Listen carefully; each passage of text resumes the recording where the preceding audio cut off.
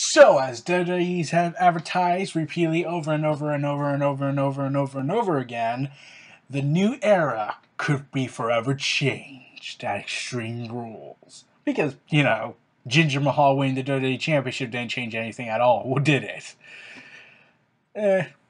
Oh well. So, Rich Swann and Sasha Banks versus Noam Dar and Alicia Fox. Okay. I haven't watched 205 Live, so I don't know the issue with Rich Swann and Noam Dar and Alicia Fox. But I do know about Sasha Banks and Alicia Fox's feud, or just trade and wins 50-50 booking. Yeah, there is nothing of substance in this feud, because it's only been around for 3 weeks, unless you count Rich Swann and Noam Dar's feud. But like I said, I haven't watched 205 Live, so I wouldn't know what the hell's going on. In fact, if I was to take a best guess from what I've heard from the commentary, apparently Noam Dar and Alicia Fox's relationship was in jeopardy because Rich Swann was attempting to break them up to get back together with... So Alicia Fox gets back together with Cedric Alexander, which makes the question, why is Rich Swann a heel since he's inadvertently destroying a relationship that he has no business part of? Yeah. Meanwhile, Sasha Banks... she's just floundering around. Like, they're supposed to do this heel turn around the summer, but due to the fact Bayley's no longer women's champion, it seems those plans have been scrapped. She could win the belt back again this Sunday, but this is WWE. I'm pretty sure they're going to scrap that idea. And even then, Sasha Banks has attacked fans. Well, not really. She's defending herself, in my opinion. Where she just basically told fans to shut up about the whole heel turn thing. Okay, this mixed opinion about that overall for me. Like, okay, I get it's annoying that fans are telling you, turn heel, turn heel, turn heel. In fact, I'm surprised Roman Reigns hasn't snapped yet on social media. So, yeah, I'm pretty sure Sasha Banks is going to get in trouble for that. So, there is virtually nothing going on with the storyline. It's just, oh, we gotta do something for Sasha Banks. She's the most popular star, but the most injury prone. Therefore, we can't have her as a main event player in the women's division. That would be silly. At least this is a secondary storyline, and at least giving Alicia Fox something to do other than be a love interest from Noam Dar, which I still thought was an awkward storyline, though not as awkward as Rusev, Dolph Ziggler, Lana, and Summer Rae.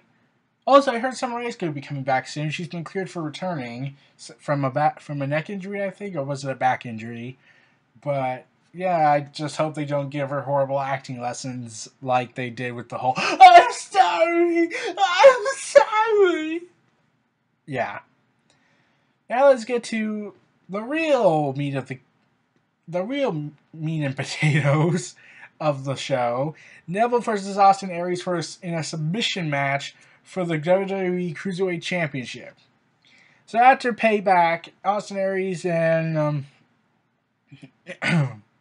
Austin Aries lost, pretty much defeated, and I put that in quotations, Neville by disqualification, but Neville kept the title. The following night on Raw, TJ Perkins, now going by TJP, because WWE thinks fans are too stupid to recognize initials in long names. It's the only amount of time to just call Roman Reigns Reigns. Was defeated by Aries, but after the match, TJP attacked Aries and attempted to re-injure his leg. The following week, TJP defeated Jeremy Jack Gallagher in a match. After the match, TJP continued to attack Gallagher, who was saved by Aries. The following night, Neville said that TJP was deserving of a title shot for his attack on Aries, but TJP did not defeat Aries. The next week on Raw, it was announced that Aries would have another title opportunity against Neville at Extreme Rules, and Neville and TJP then defeated Gallagher and Aries in a tag team match. On the following, Aries defeated TJP by submission. It was then revealed that Aries and Neville's Cruiserweight Championship bout would be an Extreme Rules would be a submission match. Yeah, there is, like, not really that much promo time given to them. Like, they repeatedly just did Gallagher and TJ Perkins against Neville, with Neville and, well, Austin Aries. So this feud more looks like they're just using these other two guys like, oh, we can't, oh, it's part of a multi-man plan. You see, we have no idea what to do with the show, so we're just doing multi-man matches in order to fill up time. I mean, like, we could do character development and whatnot and give some memorable segments, but that would be trying too hard. Our boss is kind of a lunatic like that. And then finally, we got another Jack Gallagher and Austin Aries versus TJP and Neville. And Neville is submitted to Austin Aries, so basically, I'm pretty sure Austin Aries is going to lose the match at Extreme Rules. And considering that they're hinting at something with TJP having issues with Neville in terms of not getting the Cruiserweight title, I get the feeling they're going to do that, but I kind of enjoyed this heel. I'm currently a little bit enjoying this heel run that TJP is getting. Heck, it's surprising that WWE went for it because they refused to do Roman Reigns. And they refused to give Bray Wyatt a long run with the WWE Championship. Huh. So, Neville and Austin Aries, like, they have potential to steal the show. They really do. But we all know the Cruiserweight division is the new Divas division on Raw. Which is why I still kept thinking SmackDown would have been a better place for them. Especially since this would lower travel production issues. Since 205 Live is on SmackDown nights. But I'm not in charge of WWE, therefore I can't make that decision. So now let's get to the Hardy Boys versus Cesaro and Sheamus. After Cesaro and Sheamus' little heel turn against the Hardy Boys, the next night on Raw, Cesaro and Sheamus explained their reasoning for attacking the Hardy Boys by calling them a novelty act and criticized the fans for living in the past instead of appreciating the present, claiming that the Hardys stole their moment at WrestleMania 33. The Hardys then appeared and ran Cesaro and Sheamus out of the ring after throwing their arms and yelling out, "Delete!" Yeah, I just simply love the broken gestures. The following week, Cesaro and Sheamus won a number one contenders tag team turmoil match, which included Enzo Amore and Big Cass, so sexual harasser and his bodyguard, Heath Slater and Rhino, no idea what they're doing, Luke Gallows and Carl Anderson, oh god, what happened to them? And the Golden Truth, who has surprisingly a good storyline going, and then Goldust turned heel.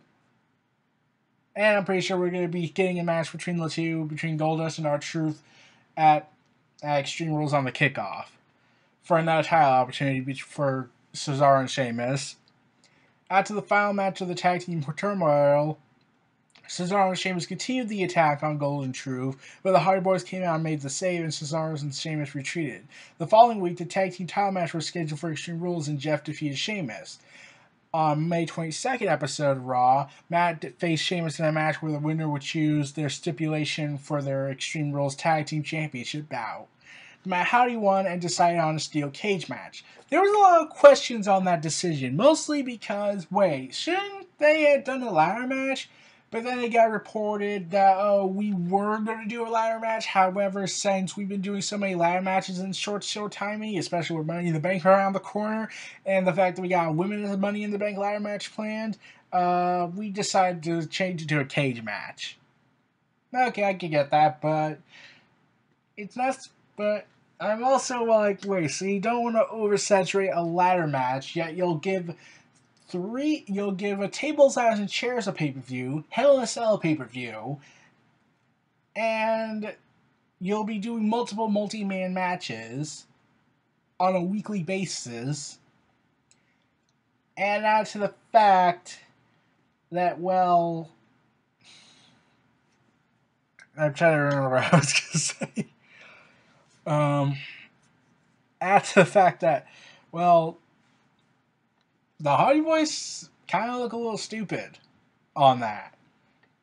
And then on the final Raw, Cesaro and Sheamus proclaimed that they would break the fans' new toy, which is the Hardy Boys. Do I hear a detection of the broken gimmick? Too bad, that's probably not going to happen yet. For a very sad reason. One is the fact that legal issues are still ongoing with TNA and Matt Hardy, and WWE's decided to be hands off on this. That's surprising. And also, the trademark office has rejected Matt Hardy's broken gimmick claim. Curse you, legal system! So now the broken gimmick might be in trouble for Matt Hardy, which begs the question, even if TNA kept it, what are they going to do with it? Like, are they going to release their own network and sell it? Or are they going to make a DVD collection of it? Which would be awesome, but confusing. Because if they try to give the gimmick to another wrestler, it's never going to work.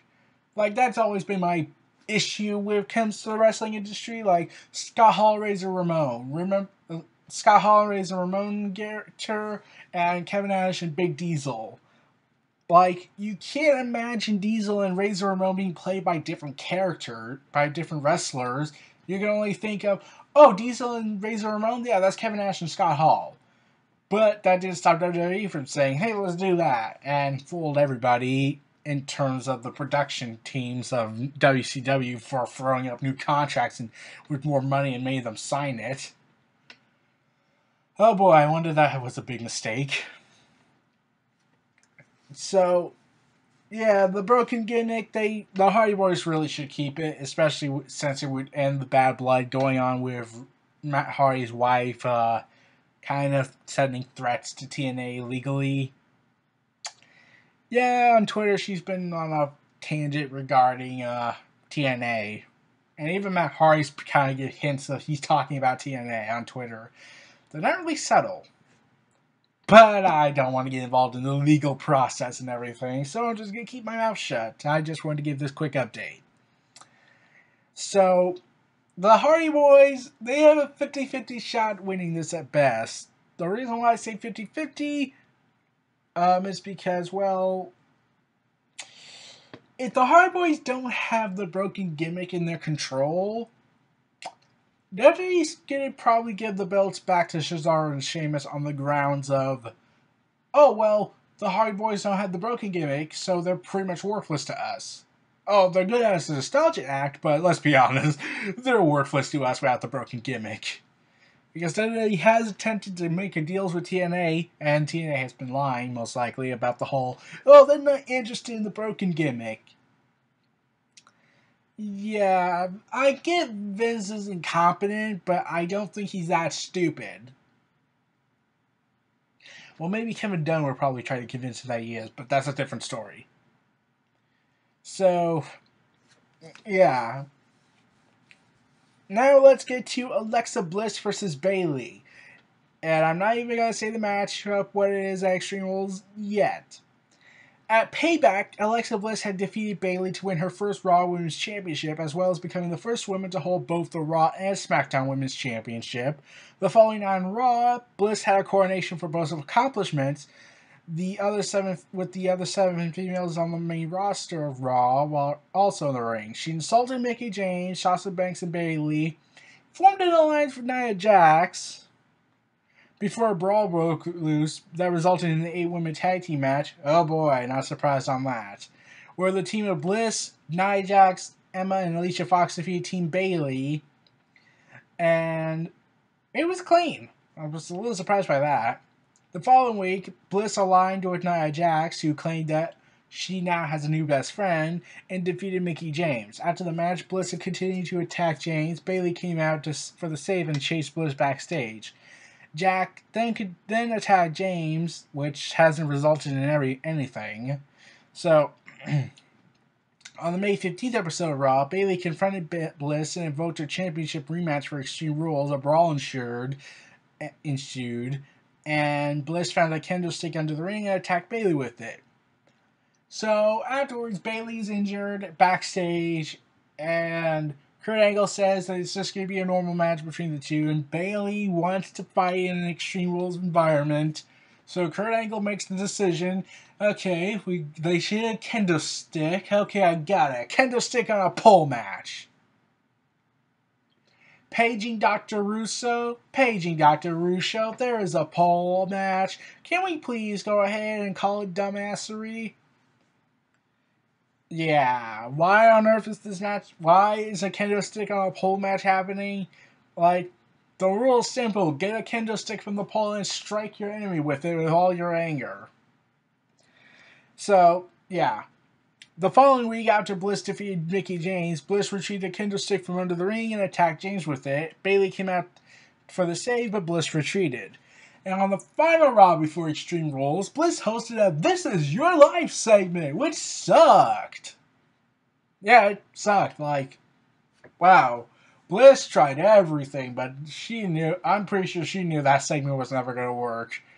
Like, Rock and Mick Foley made it work because they were too charismatic craziness, and they can do the wacky stuff. But, okay. And plus, it was a more adult-oriented show back then. PG, Cena, and Mick Foley, that didn't work. And Mick Foley says that's one of his biggest regrets. Because he just thought, oh, I'm coming back, therefore I need to be on their good side. So I'll do it. And Alexa Bliss, okay, yeah, that was probably the worst of them all. Yeah. She could have actually made this a little bit more interesting if Bliss had actually said that she was inspired by Mick Foley to do this. Because Mick Foley and Bayley are kind of friends back in the storyline, so Bliss could have done this to mock both Mick Foley and Bayley. But no, they didn't reference that because, oh, we gotta forget the good days. The good old days of when the Attitude Era was the most creatively rejuvenating for the WWE. But, oh, we gotta give a pissed off middle finger to everybody for that. In fact, I'm surprised the commentators didn't talk about the whole "This Is Your Life" segment in terms of, oh, Mick Foley's done this before, so this is a first. Yeah, they never did that. So Bayley get pissed off and attacked, and in fact, at times she looked like she was about to cry, but then attacked Bliss, and failed miserably. Bliss struck her again with a candlestick and stood tall. Yeah, they're really going forward with Bayley and Sasha Banks. Then there's a chance that Alexa Bliss could lose the belt. In fact, it was reported that the plan payback was for Bayley to retain her Raw Women's Championship. Then it went to Bliss, and then back to Bayley, then Bliss again, back to Bayley, and then finally going to Bliss. Yeah, the plan changed 4 times, or 6, prior to the show. Yeah, I have no words for that. So, let's forget about that disaster of an idea, planning things at the last minute. Bayley has a chance, but it's really 50-50 booking here if they do Bayley retaining. And plus, with Nia Jax teaming up with Alexa Bliss, it looks like they're going to go that route with Alexa Bliss using Nia Jax to basically keep her status as the goddess of WWE. Yeah, now I'm kind of curious if we could have gone Charlotte versus Alexa Bliss just for the heck of, well, Alexa Bliss is calling herself the goddess, Charlotte's calling herself the queen, and they, okay, I'm honestly thinking of Team 4 Star's Broly Abridged episode where Broly says, "What is a king to a god? And when it's a god to a non-believer?" Yeah, that was pretty badass, but they could have done something like that, like Alexa Bliss calling herself the goddess and Charlotte calling herself the queen. That would have actually made things really interesting if they did that. Oh boy. So Alexa Bliss has a chance of retaining. It looks like and especially since she just made history and defeated Bayley clean, that they should give her a little bit of a title run, especially with her alliance with Nia Jax. That could actually be interesting. But we'll have to wait and see. Hopefully Alexa Bliss wins because I don't think Bayley should win in a candlestick on a pole match. If they really are going to go forward with Bayley reclaiming the belt, it needs to be heavy emotionally for her. Not candlestick on a pole match, okay. Now we got Dean Ambrose versus The Miz in a normal match, okay, for the Intercontinental Championship. And this was mostly because on the May 1st episode of Raw, Intercontinental Champion Dean Ambrose entered into an argument between Rollins and Balor over who should face Brock Lesnar for the Universal Belt. Ambrose criticized Lesnar for not appearing in wrestling often and claimed the Intercontinental Championship to be the top title of the Raw brand. Yeah, that actually is a legitimate claim. So, yeah, The Miz then came out and said that he should be the one to face Ambrose for the title, and a number one contenders match was scheduled between Rollins, Balor, and Miz. During the match, Samoa Joe attacked Rollins, taking Rollins out of the match, and Bray Wyatt attacked Balor with Sister Abigail, allowing Miz to score in the pinfall. On May 15th episode of Raw, Miz faced Ambrose for the title. At the climax of the match, Miz attempted a low blow. I would mention that the week previously, before that, they did this GM segment between Miz and Ambrose, but while it was funny at times, I was like, oh my god. Wait, why is Stephanie McMahon being mentioned? She hasn't been seen it since, so she shouldn't have any authority here. So, in the match between Miz and Ambrose for the title on May 15th, at the climax of the match, Miz attempted a low blow, but Ambrose countered and performed a low blow on the Miz, who won by disqualification. And Miz complained about this to Kurt Angle and demanded another championship match, and Miz managed to defend Kurt Angle with the stipulation being that if Ambrose was disqualified, he would lose the title. Yep, we're going Randy Orton Christian on this, people, folks. So, the following week, Miz interfered in Ambrose's match against Elias Sampson in his debut match, who, like I said, was having a Raw debut match. Instead of attacking Ambrose, Miz attacked Sampson, making Ambrose lose by disqualification. Ambrose chased Miz, but Sampson attacked Ambrose with a rolling cutter. So, it was kind of interesting that Elias Sampson was involved in this, but we'll have to wait and see how this goes out for him. So, and then on the final episode, Miz, Cesaro, and Sheamus teamed up to face the Hardy Boys and Dean Ambrose, and the Hardy Boys won the match. Jeff Hardy won the match. And that was pretty much it. Like, prior to this, there was supposed to be a segment between, there was a Miz TV segment a month ago, before Payback, between Dean Ambrose and The Miz, where Miz called Ambrose lazy and complacent, and I was thinking, like, wait, isn't that reported that WWE had that mentality against Ambrose because they felt like he wasn't doing enough for the company? So are they trying to imitate life here? Imitate some life backstage goings? Yeah, that's gonna be really weird. So, there's a huge chance Miz is gonna win the belt. And quite honestly, Miz is the most entertaining when it comes to that belt. Like, I would let him keep it forever, but in fact, I would find a much better suited replacement since Ambrose hasn't really done that well with the Intercontinental Championship. I really wish that Miz kept it, but back on SmackDown Live. But instead, Vince McMahon made the decision to give it to Ambrose because fuck you.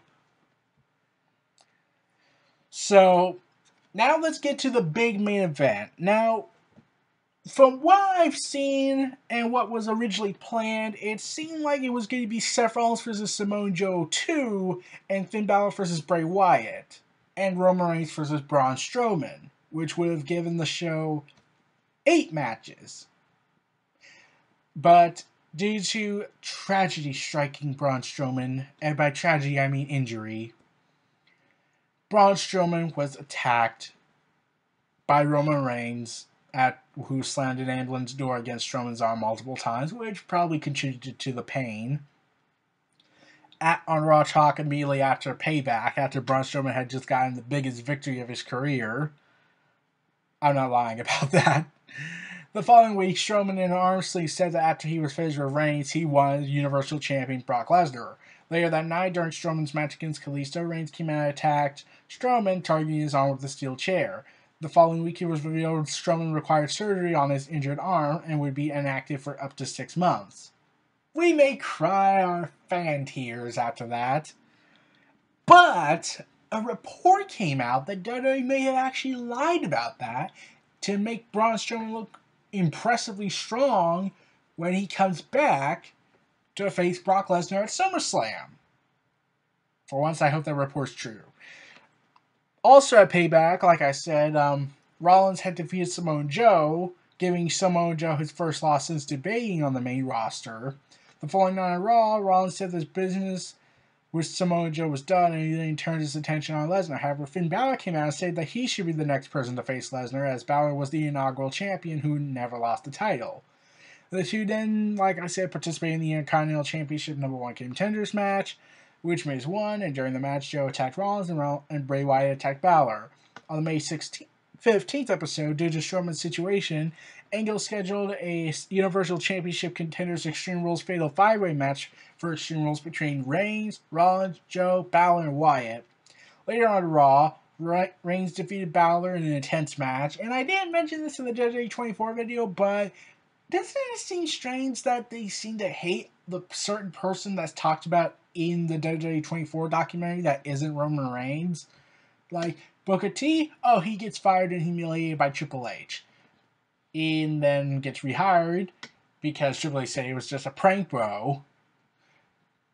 Then we see, and they don't mention it at all, then Finn Balor loses his match against Roman Reigns. So, and this is the same night as his WWE 24 presentation.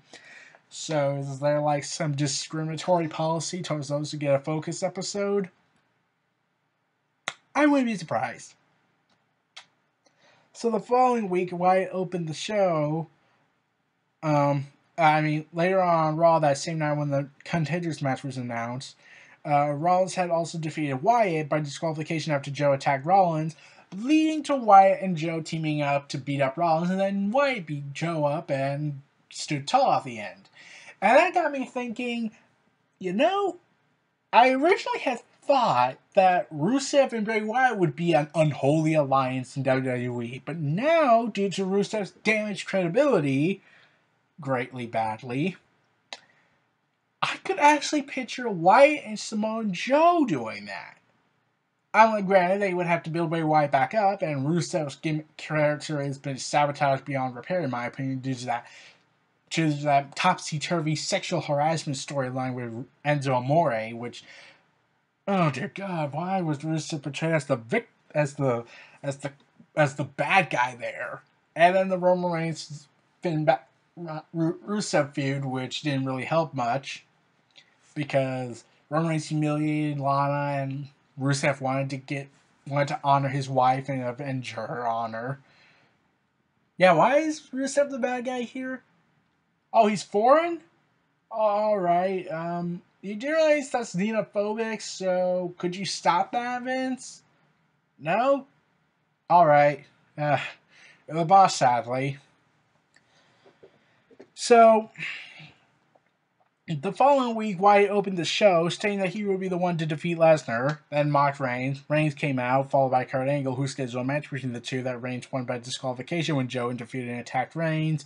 Rollins came out and attacked Joe, and then Angle scheduled Reigns and Rollins to face Wyatt and Joe in the main event, which Wyatt and Joe won. Also in the show, Balor's in-ring promo was interrupted by Lesnar's advocate Paul Heyman, who said he wanted to see Balor face Lesnar, which was supposed to build up to a potential matchup later in early next year before WrestleMania, since they're saving Roman Reigns and Brock Lesnar for that. Yeah. For the next Raw, Angle scheduled a triple threat match between Balor, Joe, and Wyatt, and a singles match between Reigns and Rollins. And yeah, haven't you noticed a strange pattern here? Besides matches and only one promo, there hasn't really been that much interactions. Like, no backstage interactions, no promo interactions as much. Just straight up matches. No development of characters, with the exception of the Paul Heyman and Finn Balor segment. So, yeah, Balor, Joe, and Wyatt almost got the win, then Finn Balor almost got the win, and then Samoa Joe got the win, and then Reigns and Rollins had a hell of a match, and Reigns got the win. And Reigns too tall at the end, so yeah, he's not going to win. Now, I was confused at how this match was going to go, mostly because I don't know who's going to win. Is it Roman Reigns? Well, it can't be him because they're saving him and Brock Lesnar for WrestleMania next year. Is it Seth Rollins? Well, he's fighting Samoa Joe. Is it Finn Balor? Well, he's facing off with Bray Wyatt, though the feud hasn't technically, quote, kick-started yet, so it could be Finn Balor or Bray Wyatt. Now, is highly debatable. But I know for a fact, but I believe for a fact that Roman Reigns is not going to get the victory. Seth Rollins and Samoa Joe is not going to get the victory. So it's either going to be Finn Balor or Bray Wyatt. If they do decide it with Seth Rollins or Samoa Joe, I'll be a little surprised. But I would welcome it because I want to see Samoa Joe face Brock Lesnar. I would want to see Bray Wyatt face Brock Lesnar. I would love to see Finn Balor face Brock Lesnar. I would love to see Seth Rollins now fully rebuilt from his heel run to face Brock Lesnar. And I would like to see Roman Reigns face Brock Lesnar again. But we're going to wait for WrestleMania for that, unfortunately. For Roman Reigns to main event the show for the 4th time in a row. Doesn't get that more blatant than that. So there adds an element of an unpredictability since you got 2 contenders that could be the legitimate winner. Now, like I said, Roman Reigns and Braun Strowman was originally planned for Extreme Rules, which would have been the number 1 contenders match, and Roman Reigns would get the loss. It would be an ambulance match, as they were hinting on Raw Talk after Payback. So it looked like that was going to be the plan, but then Strowman got hurt, and now they're going to wait till SummerSlam if Braun Strowman is cleared to compete. If the reports are true, hopefully. And Samoa Joe and Seth Rollins look like they're going to continue their war with each other. Finn Balor and Bray Wyatt, their feud's probably going to happen after Great Balls of Fire. Why? So, yeah, I'm hoping Extreme Rules is a good pay-per-view. It's actually taking place somewhere I'm quite familiar with. Yeah. That should give you guys a hint where I'm at. But, yeah, but like I said, they had to sacrifice logic and good storytelling. And the reason why they've been doing all these multi-man matches is because WWE doesn't have any ideas. They're just waiting for SummerSlam to come around. Yeah, they're basically saying, well, we got nothing. What? We have character development ideas? Oh, engaging promos to inspire good segments? Good storytelling ideas? Longer matches between just 1 or 2 people? Yeah, right. That's just stupid. We gotta do multi-man matches. That's gonna work. Really, it's not helping justifying the 3-hour Raw programming. Yeah, and also there's a storyline of Enzo Amore being attacked by someone. It's possibly Big Cass or the Revival. Preferably, I hope that it's Big Cass because because if he's going to be a main event star, he needs to be far away from Enzo Amore as possible. But it could be the Revival since they've been seen, which was a nice touch to not really show the Revival, which surprised me that they showed up on Raw a week prior and I didn't see him.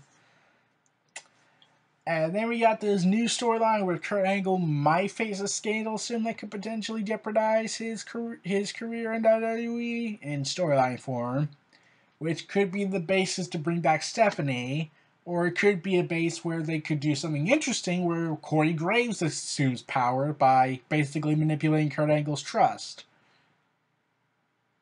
Yeah, that actually could be interesting, but I'm pretty sure they'll screw it up somehow since it's going to be Stephanie McMahon's show again.